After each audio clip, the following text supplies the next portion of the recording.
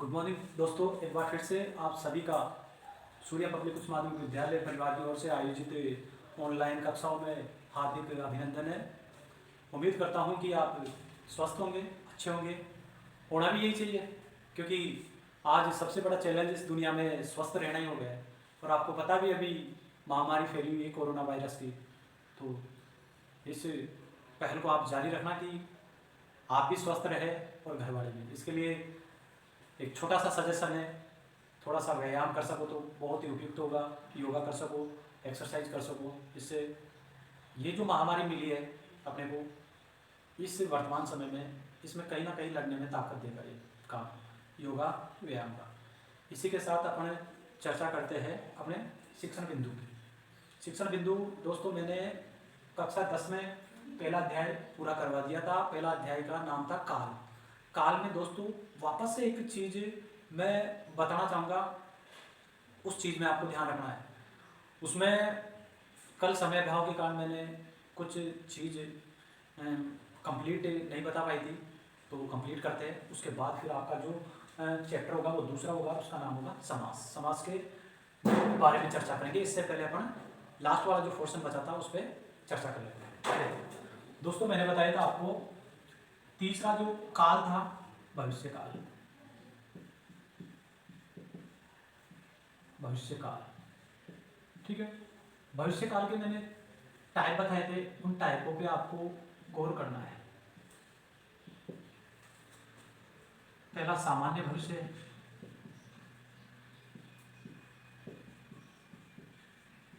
ठीक है। दूसरा फिर मैंने संभाव्य भविष्य,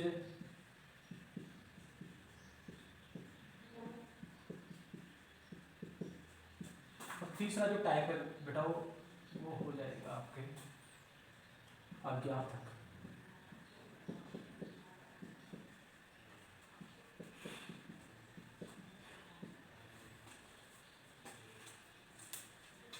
देखते हैं। कल वाली क्लास में मैंने सामान्य भविष्य एक और बताया था दोस्तों, एक और भविष्य का मैंने भेद बताया था, संदिग्ध भविष्य। वो आपके सिलेबस में नहीं है, उसको काट देना है।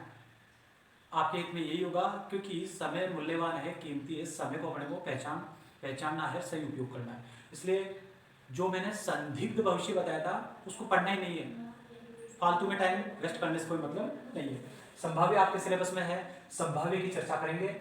और कल भी की थी मैंने, और अज्ञात भविष्य ये आपके सिलेबस में है, तो इनकी अपन क्या करते हैं, चर्चा कर लेते हैं, ठीक है।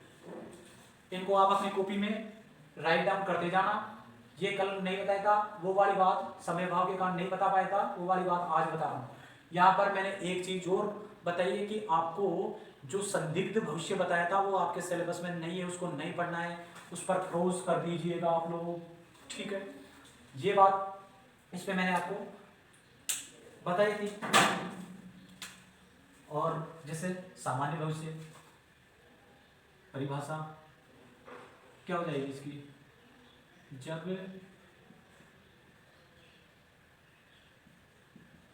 आने वाले समय में सामान्य रूप से कार्य हो, ठीक है। ये इसकी परिभाषा है। और इसकी पहचान बताई थी बेटा मैंने, एगा, एगी और एंगे, ठीक है। ये पहचान बताई थी। इसी प्रकार से संभाव्य भविष्य की परिभाषा क्या हो जाएगी, आने वाले समय में जब कार्य की होने की संभावना हो।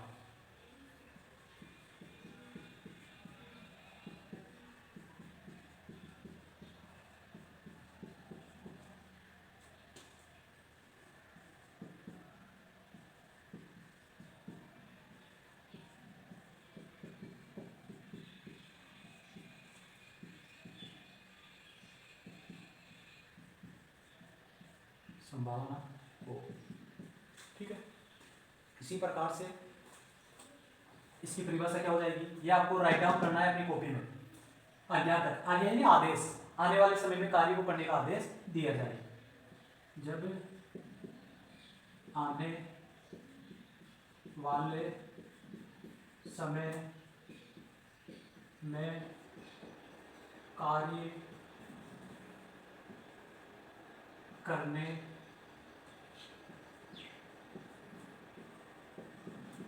आदेश या फिर आज्ञा दी जाए,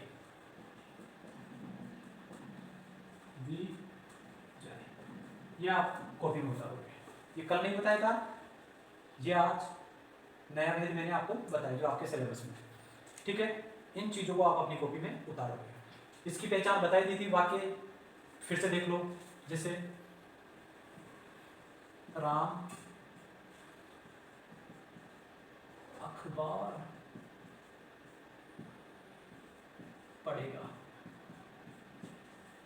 जैसे सीता गाना गाएगी, ठीक है। बहुत सारे बता दिया था इससे। इसी के साथ संभाव्य भविष्य, इसकी पहचान देखना बताओ। आपको संभावना सूचक या तो क्या पहचान लिखो इसकी, इसको लिख लेना आप लोग, ठीक है ना। पहचान कदाचित या फिर क्या शायद, संभावना सूचक शब्द है ना, ये लगेंगे। और इसके बाद में क्या आएगा, एगा, एगी और एंगे, ये लगेंगे। जैसे देखो एग्जाम्पल देखो,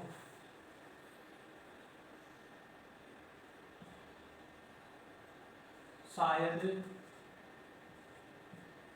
आज वर्षा आएगी, ठीक है। कदाचित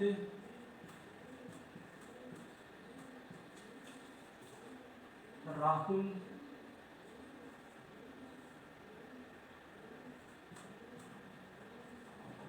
स्कूल जाएगा, ठीक है। ये मैंने एग्जांपल लिखे हैं। देखो कदाचित या शायद एकाएगी इंडिया लास्ट में आएंगे, तो शायद आ गया, शायद से लगते संभावना प्रकट हो जाती है, शायद आज वर्षा आएगी, ये अंत में आ गया भविष्य का एक ही। कदाचित राहुल स्कूल जाएगा, इसमें भी देखो कदाचित से संभावना प्रकट हो रही है, और वो भी कब, भविष्य में, ठीक है। इसी के साथ आपको इसमें एक चीज और याद रखना है कि इनके अलावा आपको ए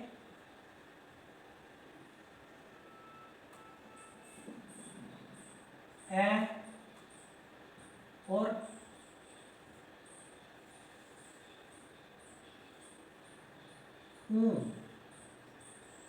ये भी मिल सकते हैं बेटा, ये बात भी आपको ध्यान रखना है। और बाकी ये साइज वगैरह तो पहले होंगे, लेकिन एगा, एगी, एंगे या फिर ए या फिर ए या ऊ, जैसे शायद मैं कल जयपुर जाऊं, शायद मैं कल जयपुर जाऊं। देखो बेटा वो ठीक है, तो क्या बोला मैंने, शायद, इससे संभावना प्रकट हो रही है। जाऊं यानी भविष्य में प्रतीत हो रहा है, इससे जाऊं यानी भविष्य का काम हो गया, और भविष्य में भी क्या है, शायद से क्या बन गया, संभाव्य भविष्य। इस प्रकार से इस पे थोड़ा सा आपको गौर करने की जरूरत है कि आने वाले समय में क्या कह रही है परिभाषा, इनसे बन जाएगी संभाव्य भविष्य, यानी आने वाले समय में संभावना होगी क्या की क्रिया होने की। ये परिभाषा मैंने आपको यहाँ पर लिख दी है, ठीक है। इसी के साथ बताया कि संभावना प्रकट करने वाले शब्द आएंगे, कदाचित हो गया, शायद हो गया, और इनके बाद क्रिया के साथ एगा, एगी, एंगे, ये मिले, वहां पर क्या हो जाएगा, संभाव्य भविष्य हो जाएगा। वो पहचान आपको याद रखनी है।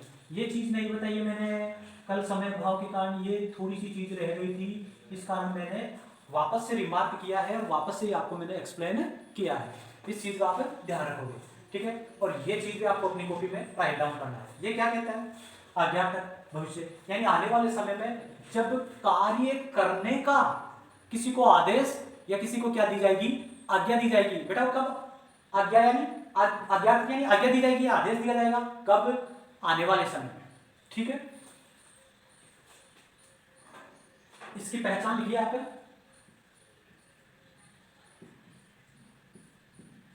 पहचान हो जाएगी इसकी ई ए गा, ई ए गी, ई ए गे, ये इसकी पहचान है।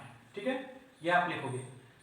जैसे आप, उदाहरण, आप चाय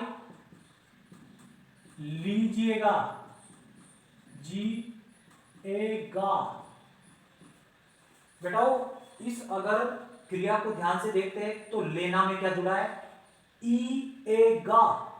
इस कारण ये वाक्य किसका हो जाएगा, अज्ञात, और वो भी कब, भविष्य में आज्ञा या आदेश दिया जा रहा है क्रिया के करने का। आप चाय लीजिएगा, आप, तुम टीवी पर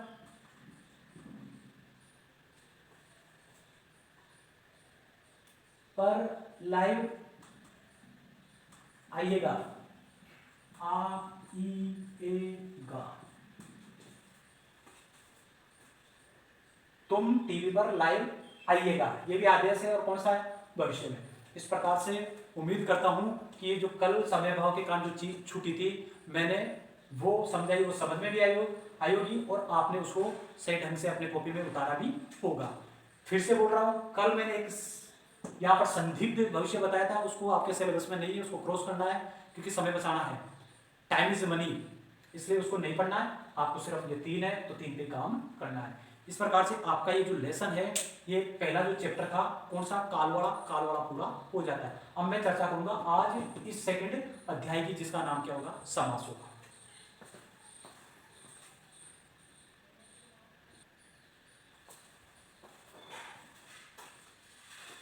देखिए मित्रों, यहाँ पर दूसरा अध्याय मैंने प्रारंभ कर दिया है। दूसरे अध्याय का नाम है समास। समास, पहले तो इस शब्द की जो बनावट है वो किस प्रकार से बना है उस पर चर्चा करते हैं, फिर उसके बनावट के आधार पर ही अपन क्या करेंगे, इसकी परिभाषा निर्मित करेंगे। तो देखिए कैसे, मैंने बताया आपको या बहुत नहीं करके कि समास शब्द 2 शब्दों के योग से मिलकर के बना है। पहला जो शब्द है सम धन आस, दूसरा शब्द आस है इसमें। पहला शब्द ये सम और दूसरा शब्द क्या है, आस। तो इस सम का मतलब क्या होता है, पास, और आस का मतलब होता है बिठाना या बैठाना। इन दोनों शब्दों से ही ये समास की परिभाषा अपन बना देंगे, जो मैंने यहां पर लिख दी है। कैसे, यानी पास बैठाना, किनको, शब्दों को। मैं ये बोल सकता हूं कि 2 शब्दों के मेल को, यानी जब 2 शब्द पास पास में बैठेंगे, मिलेंगे, तो नए शब्द का निर्माण होगा। उस नए शब्द को ही क्या कहते हैं, यहाँ पर ये बात याद रखना है, नया शब्द बनेगा। कितने शब्दों को मिला करके, 2 शब्दों को मिला करके नया शब्द बनेगा, वहां पर क्या हो जाएगा, समास हो जाएगा। परिभाषा शॉर्ट एंड स्वीट आपको याद रखनी है, जो मैंने आपको यहाँ पर लिख करके बता भी दी है और आप अपनी कॉपी में लिखोगे। क्या, पास बिठाना, किनको, शब्दों को, कितने, 2, क्या बनेगा, नया शब्द। तो बनेगा 2 शब्दों के मेल से बने संक्षिप्त नए शब्द को समास कहते हैं। सर ये आवश्यकता क्यों पड़ी समास की, तो आपको बता दूं दोस्तों, समास की आवश्यकता इसलिए पड़ी कि कोई बात जो बड़ी वाक्य में है उस बात को शॉर्ट में कहने के लिए, संक्षिप्त में कहने के लिए, समय बचाने के लिए, बात में और प्रगाढ़ता लाने के लिए, बात में और सटीकता लाने के लिए समासों का प्रयोग किया जाता है। देखो, इससे लिखा सबसे ज्यादा प्रयोग हिंदी साहित्य में किया है बिहारी ने। क्यों, बड़ी बात है, बड़े को छोटे रूप में कहना सबको अच्छा लगता है। क्यों, लंबी लंबी बातें कोई नहीं सुनना चाहता, इसलिए ही इनका क्या, समासों का निर्माण हुआ है। अब देखते हैं कैसे, जैसे राजमाता, बैलगाड़ी,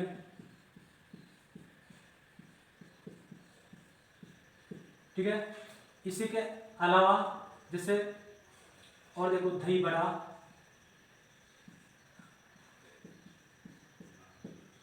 ये सब मैंने कुछ लिखा है, ठीक है। देखते हैं कैसे अप्लाई करके देखते हैं परिभाषा को। राजमाता, राजा की माता, ये वाक्यांश में एक बात लिखी है, एक कथन लिखा है, राजा की माता, ठीक है। अब इसको क्या अपन और भी छोटा करके संक्षिप्त करके दोनों शब्दों को मिला करके एक शब्द बना सकते हैं, तो वो क्या बन जाएगा, राजमाता बन जाएगा, ठीक है। ये हो गया समास। बैलगाड़ी,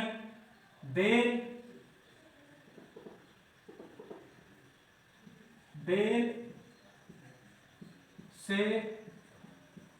चलने वाली गाड़ी। दूसरा शब्द क्या, यहां पर देखो बैलगाड़ी, एक वाक्यांश है बैल से चलने वाली गाड़ी।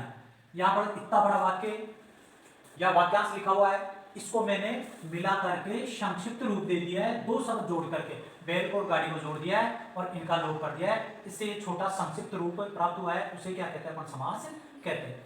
इसी प्रकार से दही बड़ा, दही में डूबा हुआ बड़ा, ठीक है मित्रों। ये देखो, ये इतनी बड़ी बात थी, दही में डूबा हुआ बड़ा, इसको मैंने शॉर्ट में कर दिया, दही को और बड़ा, इन दोनों शब्दों को मिला करके दही में डूबा हुआ बड़ा। ये क्या, समास। ये तो हो जाएंगे समास।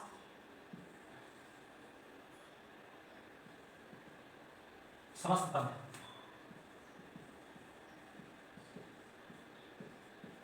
ठीक है, ये वाली चीज है। और ये जो आपके ये विभक्तियों का और पदों का जो प्रयोग कर लिया गया है बीच बीच में, यहाँ पर देखो की विभक्ति, यहाँ पर ये पद और बीच में आ गए, कौन से चलने वाली, ठीक है। ये इनका लोप करके गाड़ी को और बैल को जोड़ करके ये समस्त पद बना दिया, या सामासिक पद भी बोलते हैं इसको।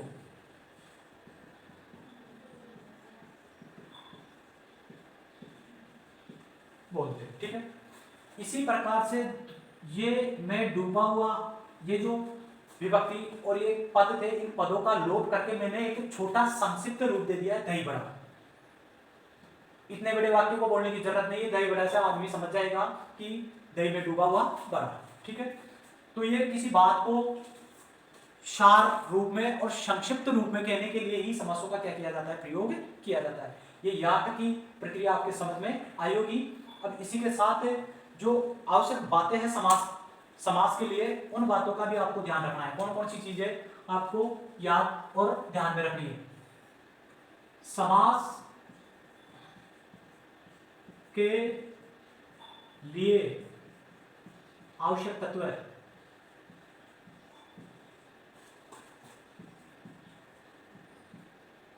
या फिर बातें कर लो आप, ठीक है दोस्तों।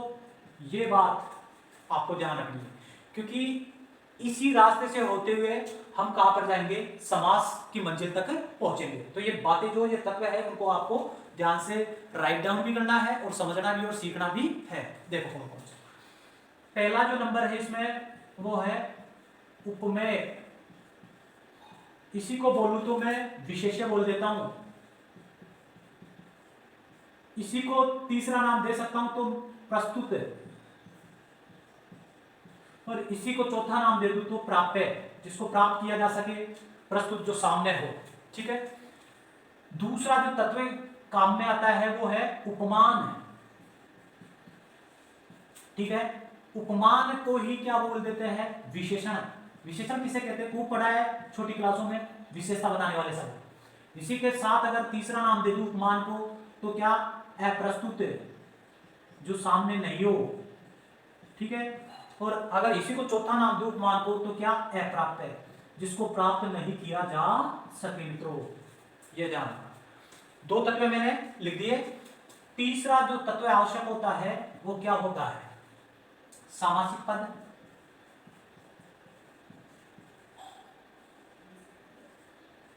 जिसको अपन ने अभी ऊपर देखा था, यहां पर समस्त पद भी बोलते हैं।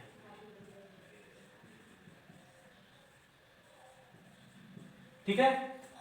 चौथा अगर तत्व की बात करूं चौथे की, तो वो क्या हो जाएगा,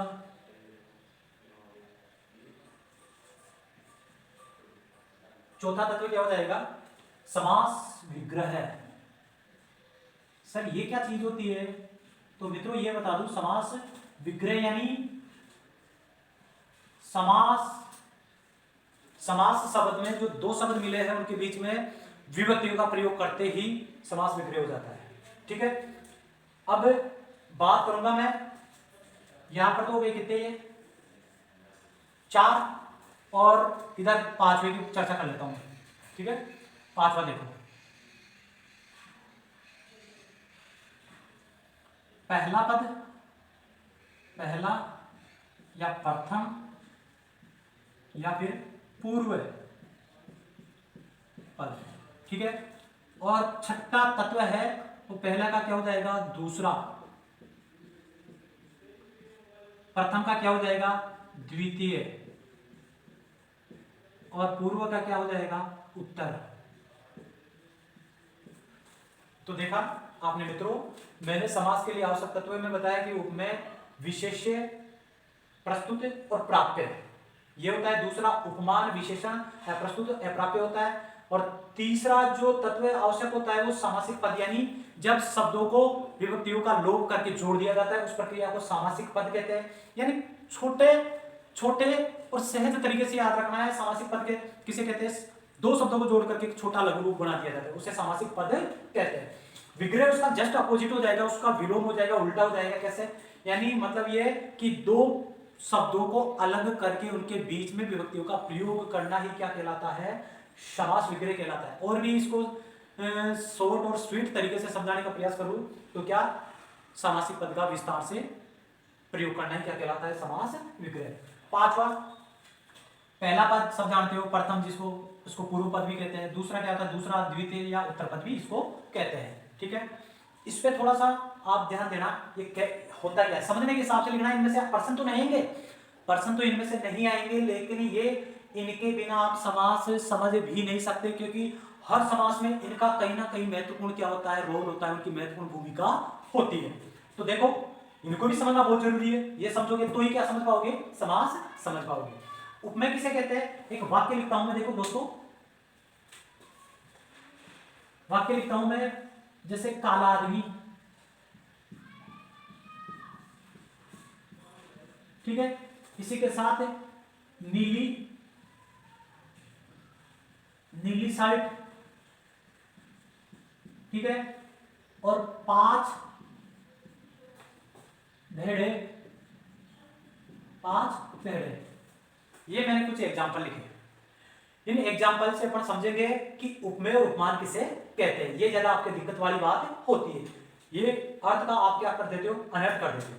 यहां पर इधर देखो, कंफ्यूज नहीं है होना है, उपमेय किसे कहेंगे, विशेष्य को। फिर भी आप कंफ्यूज हो रहे हो तो इधर देखो, एक की मात्रा यहां पर भी है और विशेष्य में भी है, लेकिन सर इसकी पहचान तो नहीं है कि उपमेय विशेष्य को कहेंगे या विशेषण को कहेंगे। ये बात बहुत ही माइनर बात है, सीखने वाली बात है। कई बार बच्चा क्या करता है कि उपमेय को क्या विशेषण समझ बैठता है और उपमेय को क्या विशेष्य समझ बैठता है। तो ये अंतर कैसे डिफाइन करना है, इसकी पहचान बता रहा हूं, कभी जिंदगी में भूलोगे और नहीं। यह है कि उपमेय में एक ही मात्रा आ रही है, ठीक है सर, वो तो इसमें भी आ रही है, लेकिन अपने को ये ठीक है, यहां तक पहचान नहीं करनी है, आगे चलना है। अब इसमें ये भी आ रहा है अंतिम वर्ण, और अंतिम वर्ण इसमें भी क्या आ रहा है, ये आ रहा है। ये दोनों टर्म्स और कंडीशन आपको देखनी है, ठीक है। इससे पता चल जाएगा कि उपमेय यानी मैं में एक ही मात्रा आ रही है और ये भी अंतिम वर्ण आ रहा है, ठीक है। इस संदर्भ में अपन ये पहचान कर लेते हैं कि उपमेय में या उपमेय को क्या कह देते हैं, विशेष्य कह देते हैं, और उपमान को क्या कह देंगे, विशेषण कह देंगे, ठीक है। अब चेक करते हैं कैसे। काला आदमी एक पद हो गया, दूसरा पद हो गया, 2 ही पद था, ठीक है। अब ये बताओ कि ये तो आदमी है, आदमी की विशेषता क्या है, काला, और विशेषता बताने वाले शब्दों को क्या कहते हैं, विशेषण, और इन्हीं विशेषणों को क्या कहते हैं, उपमान, इन्हीं विशेषणों को क्या कहते हैं, अप्रस्तुत, इन्हीं को क्या कहते हैं, अप्राप्य। तो काला आदमी की तो विशेषता क्या हो गई, विशेषता क्या हो गई, विशेषण, विशेषण विशेषता बताते हैं, तो विशेषता क्या हो गई, काला, तो ये क्या हो जाएगा, विशेषण। या फिर इसी को बोल दो क्या, उपमान। अच्छे से समझ में आ गया होगा मित्रों, आगे देखो, या फिर इसको अप्रस्तुत बोल दो या अप्राप्य बोल दो।